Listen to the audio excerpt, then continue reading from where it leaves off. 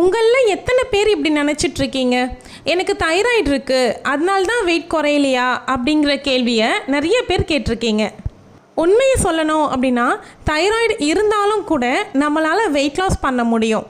என்ன ஒன்றுனா, தைராய்டு இல்லாதவங்க ஃபாலோ பண்ணுற அந்த மெத்தட் தைராய்டு இருக்கிற நமக்கு ஒர்க் அவுட் ஆகணும் அப்படின்னு அவசியம் கிடையாது. வெயிட் லாஸ் பற்றி பேசுகிறப்போ நிறைய பேர் ஒரு மிஸ்டேக் பண்ணுறாங்க.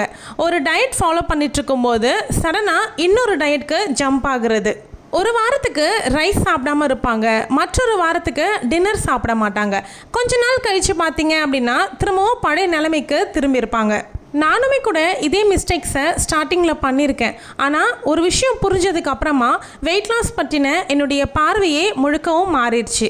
எனக்கும் தைராய்டு இருக்குது, 14 வருஷமாக டேப்லெட் போட்டுக்கிட்டு தான் இருக்கேன். பட் நான் எப்படி வெயிட்டை மெயின்டைன் பண்ணுறேன் அப்படிங்கிற டிப்ஸ் எல்லாமே இந்த வீடியோவில் ஷேர் பண்ண போகிறேன். என் அன்பு சகோதரிகளுக்கு வணக்கம். இதுதான் மனிதியின் குரல். நான் உங்கள் பிரியா. இப்போ ஒவ்வொரு பாயிண்ட்டாக சொல்கிறேன். பாயிண்ட் நம்பர் 1 பார்த்தீங்க அப்படின்னா, வெயிட் லாஸ் அப்படிங்கிறது ஒரு ப்ராஜெக்ட் மாதிரி நினச்சிட்ருக்காங்க. ஒரு 6 மாதத்துக்கு நம்ம ஃபாலோ பண்ணணும், 3 மாதத்துக்கு ஃபாலோ பண்ணணும், இத்தனை மாதத்தில் இவ்வளோ வெயிட் குறைக்கணும் அப்படிங்கிற மாதிரி ஒரு ப்ராஜெக்ட் மாதிரி மேக் ஆகிட்டே வந்துட்டுருக்கு. உண்மையை சொல்லணும் அப்படின்னா வெயிட் லாஸுங்கிறது ப்ராஜெக்ட் கிடையாது, அது ஒரு லைஃப் ஸ்டைல். 10 நாள், 1 மாதம் இந்த மாதிரி டைம் பீரியட்குள்ளே வெயிட் லாஸ் பண்ணணும் அப்படின்னு நினைக்கிறது லைஃப் ஸ்டைல் இது நமக்கு அப்படிங்கிற தாட் எப்போ மாறுதோ அப்போ தான் உண்மையான ஜேர்னி அப்படிங்கிறது ஸ்டார்ட் ஆகும். ஒன்றே யோசிச்சு பாருங்கள், நம்மளுடைய வெயிட் 10 நாள்லேயோ இல்லை 1 மாதத்துலேயோ அல்லது 3 மாதத்துலேயோ ஏறின வெயிட் கிடையாது. அதை அதே மாதிரி குறைக்கிறதுக்கு எப்படி மெதுவாக நமக்கு கண்ணுக்கு தெரியாமல் ஏறிச்சோ அதே மாதிரி மெதுவாக நம்ம குறைக்கும் பொழுது தான் அது நிரந்தரமாக இருக்கும். நெக்ஸ்ட் பாயிண்ட் என்ன அப்படின்னா, கிராஷ் டயட் இருக்கிறது. ரொம்ப உடம்பை வருத்திக்கிட்டு நம்ம ரொம்ப டயர்ட் ஆகிற அளவுக்கு டயட் இருப்பாங்க. அது இருக்கக்கூடாது. நம்ம சாப்பிடக்கூடிய சாப்பாடு அளவை குறைச்சோம் அப்படின்னா வெயிட் குறையும், பட் கூடவே சேர்த்து எனர்ஜியும் குறையும். அதனால் நம்ம சாப்பிடக்கூடிய கலோரிஸை புரிஞ்சுக்கிட்டு நம்ம குறைக்கிறதுக்கு முயற்சி பண்ணணும். உங்களுடைய பாடியில் நீங்கள் ஒரேடியாக சாப்பாட்டில் ஒரு மாற்றத்தை கொண்டு வந்தீங்க அப்படின்னா அது கொஞ்ச நாளைக்கு தான் தற்காலிகமாக இருக்கும், மறுபடியும் பழையபடி வெயிட் ஏறிடும்.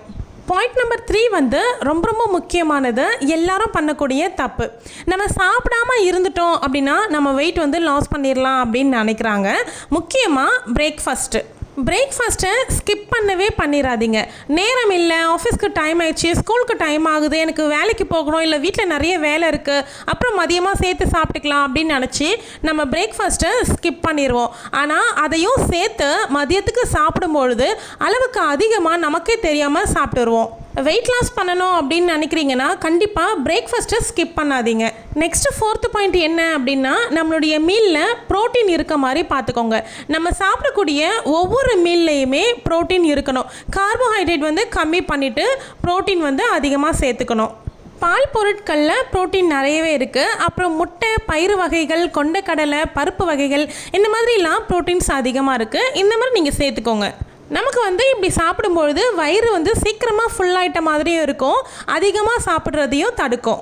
தைராய்டு வந்ததுலேருந்து தான் நான் வெயிட் கெயின் ஆகிட்டேன். இதை எப்படி லாஸ் பண்ணணும் அப்படின்னா, நான் சொல்ல போகிற இந்த டிப்ஸ் எல்லாமே நீங்கள் ஃபாலோ பண்ணிங்க அப்படின்னாவே உங்களுக்கு வெயிட் கணிசமாக குறையிறத நீங்களே கண்கூட பார்க்க முடியும். அதே மாதிரி ஒரு 6 மாதத்துக்கு ஒரு தடவை நம்மளுடைய TSH லெவல் எவ்வளோ இருக்குது அப்படிங்கிறத கரெக்டாக பிளட் டெஸ்ட் எடுத்து கரெக்டாக அதுக்கான மெடிசன்ஸை ஃபாலோ பண்ணணும்.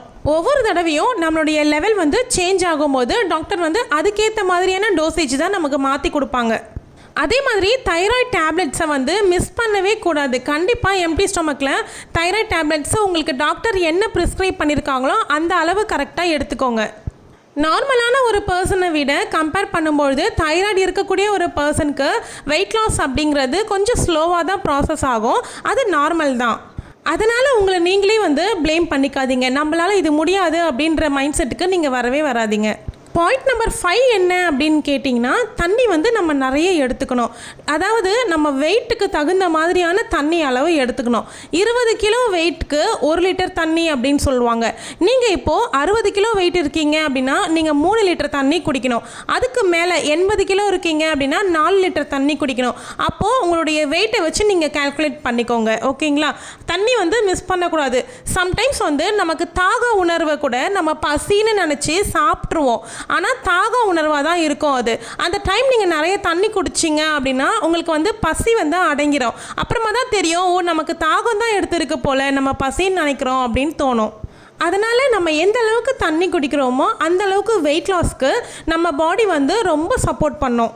பாயிண்ட் நம்பர் 6 வந்து அதிக அளவில் எக்ஸசைஸ் பண்ண முடியல அப்படின்னா கூட ஜஸ்ட் வாக்கிங் அப்படிங்கிறத நம்ம வீட்டுக்குள்ளேயே இருந்து கூட பண்ண முடியும். மொட்டை மாடிக்கு போகணும் அப்படிங்கிற அவசியம் கூட கிடையாது. வீட்டுக்குள்ளேயே நீங்கள் ஒரு டைமர் செட் பண்ணி வச்சுக்கிட்டு இவ்வளோ டைம் வரைக்கும் நான் நடக்க போகிறேன் அப்படின்னு ஜஸ்ட்டு நீங்கள் வந்து எதையாவது யோசிச்சுக்கிட்டு நடந்துக்கிட்டே இருங்க. அந்த டைமரை வந்து உங்களுக்கு அடித்து முடிச்சதுக்கு அப்புறமா ஸ்டாப் பண்ணிக்கலாம். ஃபஸ்ட்டு எடுத்த உடனே 1/2 hour 1 hourனு பண்ணாமல் ஒரு 10 minutes 15 minutesனு ஸ்டார்ட் பண்ணுங்கள். அதுவே உங்களுக்கு வந்து ரொம்ப ஹெல்ப் பண்ணும். அடுத்த பாயிண்ட் வந்து தூக்கத்தை வந்து ரொம்ப கம்மியாக எடுத்துக்கிறது. நம்ம வந்து லேட்டாக தூங்கி மார்னிங் சீக்கிரம் எந்திரிக்கிற பழக்கம். நான் வந்து ஏர்லி மார்னிங் 4 o'clockலேருந்து 5 o'clock எந்திரிக்கிற ஆள். ஸோ வந்து நைட்டு 9:30க்கெலாம் தூங்கிடுவேன். அப்படி இருக்கும்போது தான் எனக்கு வந்து 7 hours வந்து கால்குலேட் ஆகும். நீங்கள் அந்த மாதிரி 6 to 7 hours தூங்குனீங்க அப்படின்னா தான் ரொம்ப நல்லா வந்து வெயிட் லாஸ்க்கு ஹெல்ப் பண்ணும். நம்மளுடைய பாடிக்கு சரியான அளவு தூக்கம் இல்லை அப்படின்னா கூட அது வெயிட் கெயின் தான் ஆகும். ஒரு சில பேர் சொல்கிறத நம்ம கேள்விப்பட்டிருப்போம், நான் ரொம்ப கம்மியாக தான் சாப்பிட்றேன் ஆனால் வெயிட் லாஸே ஆக மாட்டேங்குது அப்படின்னு சொல்லுவாங்க. அவங்கக்கிட்ட இருக்கிற பேட் ஹேபிட்ஸ் என்னவாக இருக்கும் அப்படின்னா தூக்கத்தை வந்து கம்மியாக எடுத்துக்குவாங்க, அதே மாதிரி தண்ணி அளவு குறைவாக குடிப்பாங்க. 8th பாயிண்ட் வந்து ரொம்ப ரொம்ப முக்கியமான பாயிண்ட்டு. கண்ணுக்கு தெரியாமல் நம்ம பாடியில் கலோரிஸ் ஏற்றிக்கிட்டே இருக்கிற லிக்விட் கலோரிஸ் தான். நிறைய பேருக்கு இந்த மைண்ட் செட் இருக்கும், சாப்பாடு சாப்பிட்டா தானே வெயிட் ஏறுது, நான் அதுக்கு பதிலாக டீ குடிச்சிக்கிறேன், நான் காஃபி குடிச்சிக்கிறேன், அப்போ வந்து எனக்கு வந்து கலோரி கம்மியாக தானே இன்டேக் ஆகுது அப்படின்னு சொல்லி நினைப்பாங்க. ஆனால் இந்த லிக்விட் கலோரிஸில் அதிக அளவில் சுகர் இருக்குது அப்படிங்கிறதுனால கண்டிப்பாக நமக்கு வந்து நம்ம ஒரு வேளை சாப்பாடு சாப்பிட்றதுக்கு ஏற்ற அளவுக்கு கலோரிஸ் வந்து அது ஏற்றி கொடுத்துரும். நமக்கு வந்து அது எனர்ஜியும் கொடுக்காது, ப்ரோட்டீனும் கிடையாது, நம்ம உடம்புக்கு கெட்டது தான். அதனால் டீ காஃபி ஜூஸ்னால் நான் இதில் ஃப்ரெஷ் ஜூஸை வந்து சேர்க்கலை. இந்த பாட்டில் அடைச்சி வருது பார்த்திங்களா, அந்த ஜூஸஸ் எல்லாமே வெயிட் நல்லாவே கெயின் பண்ணி கொடுத்துரும். ஸோ உங்களுக்கு ஜூஸ் குடிக்கணும் மாதிரி இருக்குது அப்படின்னா ஃப்ரெஷ் ஜூஸாக செஞ்சு குடிங்க, அதுலேயும் சுகர் இல்லாமல் குடிங்க. 9th பாயிண்ட் என்ன அப்படின்னா நம்ம சாப்பிட்ற சாப்பாடினுடைய போர்ஷன்ஸை வந்து கண்ட்ரோல் பண்ணுறது. நம்ம என்ன சாப்பிட்றோம் அப்படிங்கிறது முக்கியம் கிடையாது, நம்ம எந்த அளவு சாப்பிட்றோம் அப்படிங்கிறது தான் முக்கியம். ப்ரோட்டீன் எவ்வளோ எடுத்துக்கிறோம், அதில் கார்ப்ஸ் எவ்வளோ இருக்குது, ஃபைபர் எடுத்துக்கிறோமா, இந்த மாதிரி அளவுகளை தெரிஞ்சுக்கிட்டு சாப்பிட பழகிக்கோங்க. வெயிட் லாஸ்க்கு இந்த பாயிண்ட் ரொம்ப ரொம்ப முக்கியமான பாயிண்ட்டு. நம்ம பாடிக்கு வந்து டெய்லி மூமெண்ட்ஸ் வந்து கொடுத்துக்கிட்டே இருக்கணும்.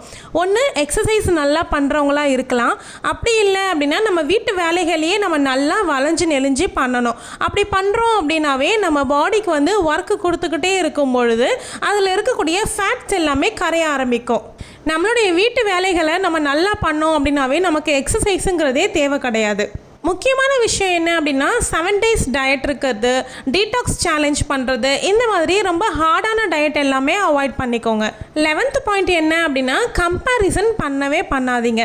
ஐயோ அவங்களும் நானும் ஒரே டைமில் தானே ஆரம்பித்தோம், ஆனால் அவங்க 5 கிலோ வெயிட் குறைஞ்சிட்டாங்க, நமக்கு இன்னும் 2 கிலோ தானே குறைஞ்சிருக்கு, நம்மளால் வெயிட் லாஸ் பண்ணவே முடியல அப்படின்னு கம்பேர் பண்ணி ஸ்ட்ரெஸ் ஆகிக்காதீங்க.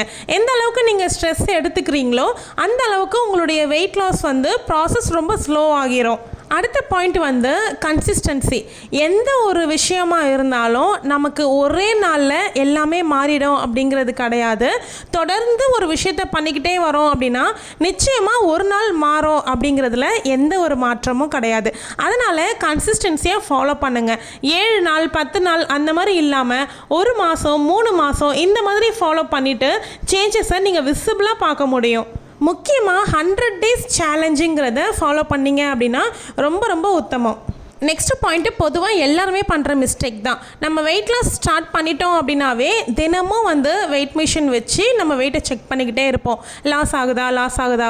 ஃபஸ்ட்டு ஃபியூ டேஸ் வந்து நல்லா வெயிட் லாஸ் ஆகிற மாதிரி இருக்கும். அதுக்கப்புறமா நமக்கு வெயிட் லாஸ் ஆகவே இல்லை அப்படிங்கிற மாதிரி தோண ஆரம்பிச்சிடும். அதுக்கப்புறமா நம்மளுடைய டயட்டையும் நம்ம வந்து ஃபாலோ பண்ணவே மாட்டோம். அதனால் ஒரு 10 daysக்கு ஒன்ஸு இல்லை 1 monthக்கு ஒன்ஸு அந்த மாதிரி வெயிட்டை வந்து செக் பண்ணிக்கோங்க. அதுக்கு பதிலாக நம்ம எனர்ஜி லெவல் அதிகமாக இருக்கோமா, நம்மளுடைய போடக்கூடிய ட்ரெஸ்ஸஸ் எல்லாமே நமக்கு டிஃப்ரென்ஸ் இருக்கா, லூஸாக ஆகுதா, நம்ம நல்லா தூங்குறோமா, இந்த மாதிரி விஷயங்களை நோட்டீஸ் பண்ண ஸ்டார்ட் பண்ணுங்கள். நெக்ஸ்ட் பாயிண்ட் ரொம்ப முக்கியமான பாயிண்ட்டு, எமோஷ்னல் ஈட்டிங். ஏதாவது நம்ம சேடாக இருக்கோம், இல்லை நம்ம கோவமாக இருக்கோம், சந்தோஷமாக இருக்கோம், எந்த மாதிரியாக இருந்தாலும் சாப்பிட்றது ஒரு பழக்கமாகவே வச்சுருப்போம். இந்த ஹேபிட் வந்து எனக்குமே இருக்குது, அதை இன்னுமே நான் மாற்றிக்கணும் அப்படின்னு தான் நினைக்கிறேன். இந்த மாதிரி நிறைய பேருக்கு இருக்கலாம். ஸோ அதனால் கூட நம்மளுடைய வெயிட் வந்து ஸ்லோவாக ஆகும் குறையறதுக்கு. ஸோ அவ்வளோதான், வெயிட் லாஸ் ஜேர்னியில் நான் கற்றுக்கிட்ட விஷயம் என்ன அப்படின்னா, நம்ம உடம்பை தண்டித்து நம்மளால் வெயிட் லாஸ் பண்ண முடியாது.